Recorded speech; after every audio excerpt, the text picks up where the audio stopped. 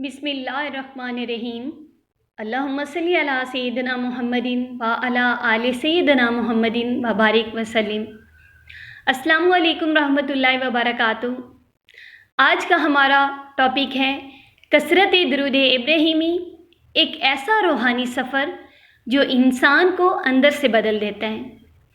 इंसान अपनी ज़िंदगी में सुकून, कामयाबी और आसानी की तलाश में भटकता रहता है। कभी वो माल में सुकून ढूंढता है, कभी रिश्तों में, कभी शोहरत में, मगर एक हकीकत ऐसी है जिसे समझने के बाद इंसान की तलाश ख़त्म हो सकती है, और वो है कसरत दुरूद इब्राहिमी। ये सिर्फ़ एक इबादत नहीं, ये एक मुसलसल रूहानी राब्ता है। एक ऐसा राब्ता जो इंसान के दिल, दिमाग, हालात और तकदीर पर असरअंदाज हो सकता है।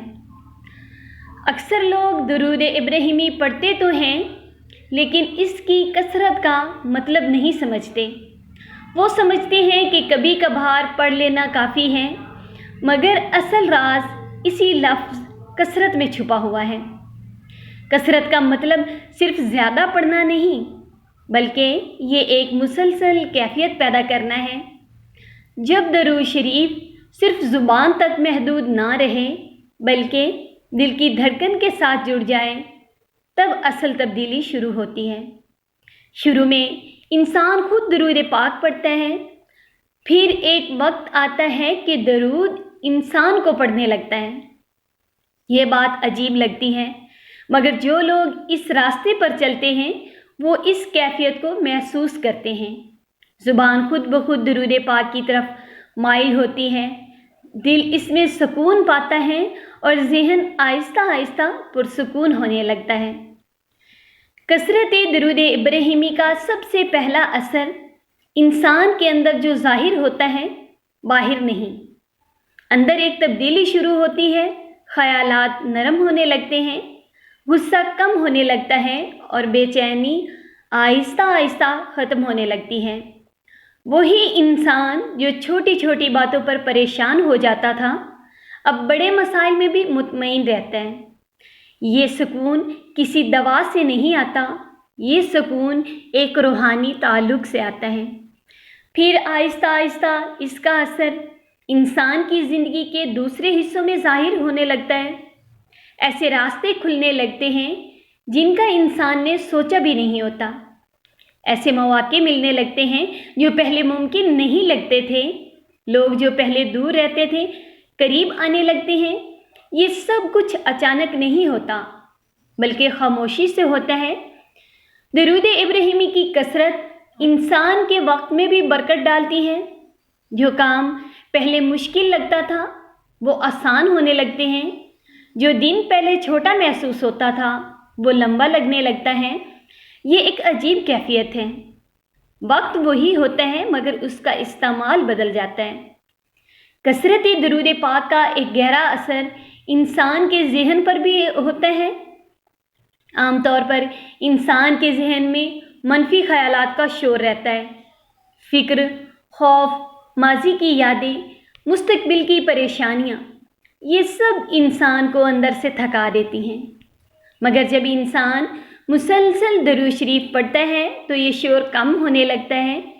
इसकी वजह एक खामोशी आती है, और इस खामोशी में सुकून होता है। यही वो मुकाम है जहाँ इंसान खुद को बेहतर तरीके से समझने लगता है। कसरत दुरूद इब्राहिमी इंसान के फ़ैसलों को भी बदल देती है। पहले जहाँ इंसान कंफ्यूज का शिकार रहता था, अब उसे अंदर से रहनुमाई मिलने लगती है। दिल खुद ब खुद सही सिमत की तरफ झुकने लगता है। याद रखिए, ये कोई जादू नहीं, बल्कि दिल की सफाई का नतीजा है। जब दिल साफ़ होता है तो फ़ैसला भी साफ़ होता है। फिर एक और हैरान कुन तब्दीली आती है। इंसान के माहौल में जो लोग पहले सख्त रवैया रखते थे वो नरम हो जाते हैं। जो हालात पहले कशीदा थे वो बेहतर होने लगते हैं। घर का माहौल, काम की जगह, दोस्तों का हल्का, सब कुछ आहिस्ता आहिस्ता बदलने लगता है। ये तब्दीली इंसान खुद नहीं करता, बल्कि उसके अंदर की तब्दीली बाहर असर डालती है। کثرت درود پاک کا ایک اہم اثر گناہوں پر بھی ہوتا ہے۔ یہ انسان کو زبردستی نہیں روکتا بلکہ اس کا دل بدل دیتا ہے۔ وہی گناہ جو پہلے آسان لگتے تھے اب بھاری محسوس ہونے لگتے ہیں، دل خود ہی برائی سے دور ہونے لگتا ہے۔ یہ ہے درود پاک کا کرشمہ۔ یہ سب سے پہلے خوبصورت تبدیلی ہے کیونکہ یہ اندر سے آتی ہے، باہر سے نہیں۔ درود ابراہیمی کی کثرت دعا کے نظام کو بھی بدل دیتی ہے۔ اکثر لوگ کہتے ہیں کہ ہم دعا کرتے ہیں مگر قبول نہیں ہوتی، مگر جب دعا درود کے ساتھ جڑ جاتی ہے تو اس کی تاثیر بڑھ جاتی ہے۔ درود پاک گویا دعا کو اوپر لے جانے کا ذریعہ بن جاتا ہے۔ درود پاک دعا کو پر لگا دیتا ہے، اور جب انسان مسلسل درود پاک پڑھتا رہتا ہے تو اس کی ہر دعا میں ایک خاص تاثیر آ جاتی ہے۔ کثرت درود پاک کا ایک اور کم بیان کیا جانے والا اثر نیند پر ہے۔ جو لوگ سونے سے پہلے درود پاک پڑھتے ہیں ان کی نیند گہری ہو جاتی ہے، ذہن پرسکون ہو جاتا ہے اور صبح اٹھنے پر تھکن کم محسوس ہوتی ہے۔ یہ ایک چھوٹا سا عمل ہے مگر اس کا اثر بہت بڑا ہوتا ہے۔ اب سوال یہ ہے کہ اس کی کثرت کو اپنی زندگی کا حصہ کیسے بنایا جائے؟ سب سے پہلے نیت کو درست کریں۔ درود پاک کو صرف ایک وظیفہ نہ سمجھیں بلکہ ایک تعلق سمجھیں۔ پھر ایک سادہ سا معمول بنا لیں کہ روزانہ ایک مقررہ تعداد سے شروع کریں، چاہے 100 ہو یا 200۔ اہم بات تعداد نہیں بلکہ تسلسل ہے۔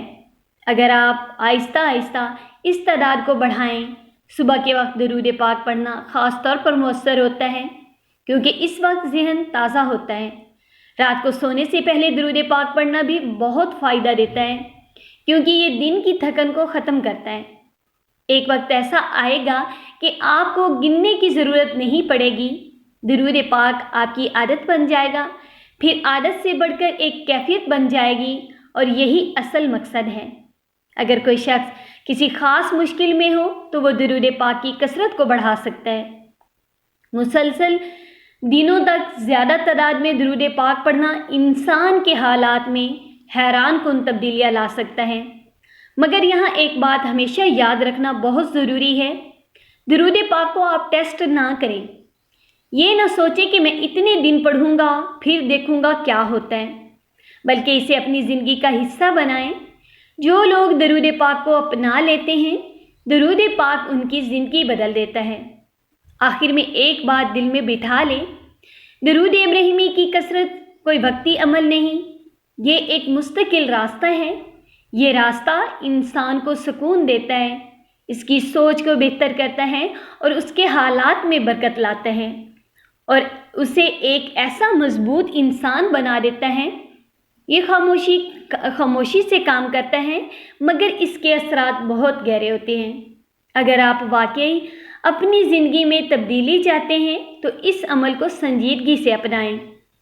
رکے نہیں، تھکے نہیں اور جلدی نتیجہ دیکھنے کی کوشش نہ کریں، کیونکہ درود پاک کا اثر وقت کے ساتھ بڑھتا ہے اور جب ظاہر ہوتا ہے تو انسان خود حیران رہ جاتا ہے۔ یہ ایک ایسا عمل ہے جس میں نقصان کچھ نہیں مگر فائدہ بے شمار ہے، اور شاید یہی اس کا سب سے بڑا راز ہے۔ اور جب انسان اس راستے پر مسلسل چلتا رہتا ہے تو ایک وقت ایسا بھی آتا ہے جب اسے اپنے اندر ایک عجیب سی مضبوطی محسوس ہونے لگتی ہے۔ پہلے وہ چھوٹی چھوٹی باتوں سے ٹوٹ جاتا تھا، مگر اب حالات ویسے ہی ہوتے ہیں لیکن اس کا رد عمل بدل چکا ہوتا ہے۔ یہی اصل طاقت ہے، حالات کا بدلنا نہیں بلکہ خود کو بدل جانا۔ کثرت درود ابراہیمی انسان کے صبر کو بھی ایک نئی شکل دیتی ہے۔ یہ عام صبر نہیں ہوتا جس میں انسان صرف برداشت کرتا ہے، بلکہ یہ ایسا صبر ہوتا ہے جس میں دل مطمئن رہتا ہے۔ انسان کو اندر سے یقین ہوتا ہے کہ جو ہو رہا ہے اسی میں کوئی نہ کوئی بھلائی ضرور ہے۔ یہ یقین خود بخود پیدا ہوتا ہے، اسے زبردستی نہیں لایا جا سکتا۔ پھر ایک اور باریک تبدیلی آتی ہے انسان کی گفتگو میں۔ جو شخص کثرت سے درود شریف پڑھتا ہے اس کے الفاظ نرم ہو جاتے ہیں، اس کی باتوں میں وزن آ جاتا ہے اور لوگ اس کی بات سننا پسند کرتے ہیں۔ چاہے وہ عام سی بات ہی کیوں نہ ہو۔ یہ اثر اس کے الفاظ نہیں بلکہ اس کے اندر کی کیفیت کا ہوتا ہے۔ اسی طرح انسان کی نظر بھی بدلنے لگتی ہے۔ پہلے وہ ہر چیز میں کمی دیکھتا تھا، اب وہ ہر چیز میں بہتری تلاش کرنے لگتا ہے۔ پہلے وہ لوگوں کی غلطیوں پر نظر رکھتا تھا، اب وہ ان کی اچھائیوں کو دیکھنے لگتا ہے۔ یہ تبدیلی چھوٹی لگتی ہے مگر یہی زندگی کو خوبصورت بناتی ہے۔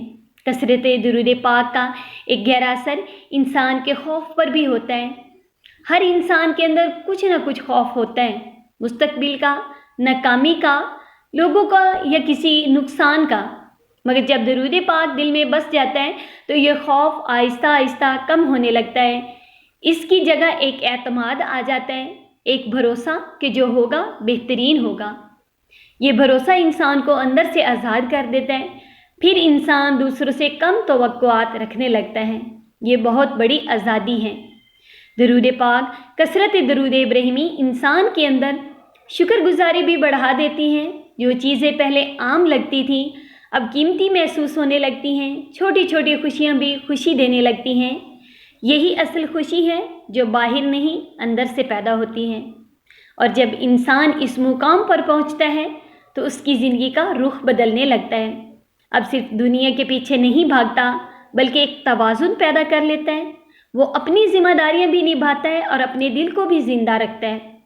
یہی وہ مقام ہے جہاں درود ابراہیمی کی کثرت ایک عام عمل سے بڑھ کر ایک مکمل طرز زندگی بن جاتی ہے۔ اور جب کوئی چیز طرز زندگی بن جائے نا تو پھر اس کے اثرات وقتی نہیں رہتے بلکہ مستقل ہو جاتے ہیں۔ درود پاک خود بھی پڑھیں، لوگوں کو بھی درود پاک پڑھنے کی دعوت دیں، ساتھ ساتھ درود پاک لکھیں بھی۔ اللہ پاک ہم سب کو عشق والا، ادب والا درود پاک پڑھنے کی توفیق عطا فرمائے، آمین۔